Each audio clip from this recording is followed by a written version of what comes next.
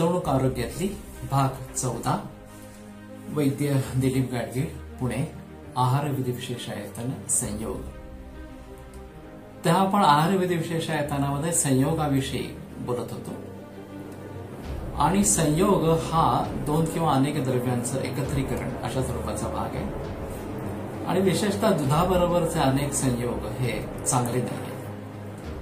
तर दूध आणि फळाच्या विषयी आपण बोलत होतो आणि शिकरण, फ्रूट सॅलेड, मिल्कशेक हे सगळे पदार्थ खरं तर बाद असणार अशा स्वरूपाचे आहे। पण जसं फळांच्या बाबतीत सांगितलंय तसंच दह्याच्या बाबतीमध्ये पण सांगितलंय। तर सह सर्वम फलं तथा की विरुद्ध ममलम पयसा आम्लरस हा दुधाच्या विरोधी आहे अशा स्वरूपाचा। पुष्कळ वेळेला लोकांना दही किंवा ताक आंबट अशा प्रकारची खायची सवय असते आणि तो दहीभात किंवा ताकभात शेवटी घेतल्याशिवाय मनाचं समाधान होत नाही। विशेषतः दक्षिणेकडे तर हा भाग खूप प्रचारामध्ये अशा स्वरूपाचा किंवा जुन्या पिढीमध्ये हा भाग खूप प्रचारामध्ये आणि मग ते ताक किंवा दही आंबट असेल तर त्याचा आंबटपणा कमी करण्यासाठी म्हणून दूध घातलं जातं। हे आमच्या दृष्टीने विरुद्ध होतं। आयदर आपण नुसता दूधभात घेऊ शकतो किंवा ताकभात दहीभात घेऊ शकतो। त्यातही दह्यावरती खूप निर्बंध आहेत। जे दही कधी घ्यावं कधी घेऊ नये याच्या संदर्भामध्ये खूप निर्बंध आहेत। रात्री कधीच दही खायचं नाही असं ग्रंथकारांचं म्हणणं आहे आणि त्यातही दिवसा जरी खायचं झालं तरी उन्हाळ्यामध्ये खायचं नाही जेव्हा आवर्जून दही खाल्लं जातं ते खरं तर कालविरुद्ध या सदरामध्ये मोडतं।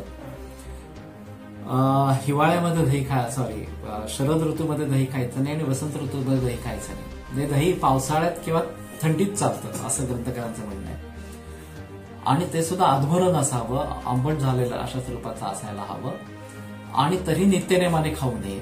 आणि मग घ्यायचं झालं तर त्याच्याबरोबर काही पदार्थ वर्णन केले, मुगाचं वरण म्हणा किंवा मध म्हणा किंवा तूप साखर किंवा आवळा यांच्याबरोबर दही घ्यावं असं वर्णन। तर हे तर कोणी करत नाही कारण लोकांपर्यंत हे पोहोचलेलंच नाहीये। असं प्रमाणाच्या बाहेर आणि चुकीच्या पद्धतीने दही खाणाऱ्या लोकांना विविध प्रकारचे त्रास होऊ शकतात आणि मग अशा काही केसेस आमच्याकडे येतात।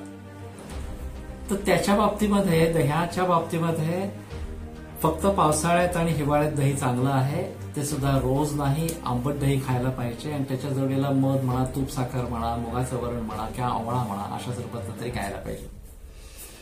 पण ते दुधाबरोबर या प्रकाराने घेतलं जातं आणि ते चुकीचं असणार अशा स्वरूपाचं आहे।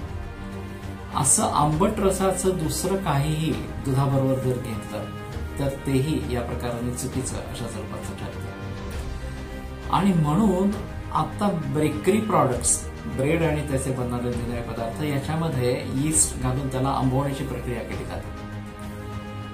पाव एकदा बनल्यानंतर तो आंबट फार लागत नाही असणार अशा स्वरूपाचा किंवा टोस्ट केल्यानंतर त्याचा आंबटपणा आणखीन कमी अशा स्वरूपाचा होतो। पण तरी सुद्धा चहा पाव किंवा चहा टोस्ट असं खाण्याची प्रथा जास्त आहे। ही एका अर्थाने आंबट आणि दूध असं कॉम्बिनेशन किंवा अशा प्रकारचा संयोग तो बनतो आणि त्यामुळे तो काही फार चांगला असणार अशा स्वरूपाचा नाही। तर थोडक्यात सांगायचं झालं तर आंबट सेवन करणं हे काही लोकांचा स्थायी भाव असतो की त्याला आंबट मानवतं आणि आवडतं अशा दोन्ही गोष्टी असतात। पण त्यांनी आंबट तर आंबटच खावं, नियम पाळून खावं। विशेषतः दह्याच्या बाबतीमध्ये सगळे निर्बंध आहेत। ताक घ्यायला हरकत नाही, ताकाला निर्बंध या प्रकारचे नाही आहेत। पण जर दही घ्यायचं झालं तर मग अशी सांगितलं तसं हिवाळ्यात पावसाळ्यात अशा स्वरूपाचं दही आणि ते सुद्धा नित्य नको। पण ह्या प्रकाराने आंबट आणि दूध यांचा संयोग करून आणखी दोन गोष्टी बनतात, एक म्हणजे पनीर आणि दुसरं म्हणजे चीज अशा स्वरूपाचं। चीजमध्ये तर खूप मोठं प्रोसेसिंग अशा स्वरूपाचं आहे, 6-6 महिने ते ठेवलं जातं। पनीर त्या मनाने ताजा अशा स्वरूपाचा पदार्थ आहे आणि ग्रंथात पनीरच्या संदर्भामध्ये काही वर्णन दिलेलं आहे, गुणधर्म त्याचे वर्णन केलेले आहेत। पण तरीही ते विरुद्धान सदरामध्ये मोडतं, पण पुष्टी करणारं, ब्रोहण करणारं अशा स्वरूपाचं म्हणून वर्णन केलेलं आहे आणि शुक्रनिद्रा कफकर असं वर्णन आहे। कफ वाढवणारं, झोप वाढवणारं, शुक्र वाढवणारं अशा स्वरूपाचं वर्णन केलं। तरी सुद्धा सर्वसामान्यपणे त्याचं सेवन करू नये हा जास्त शहाणपणाचा मार्ग। पुढच्या वेळेला जास्त करू।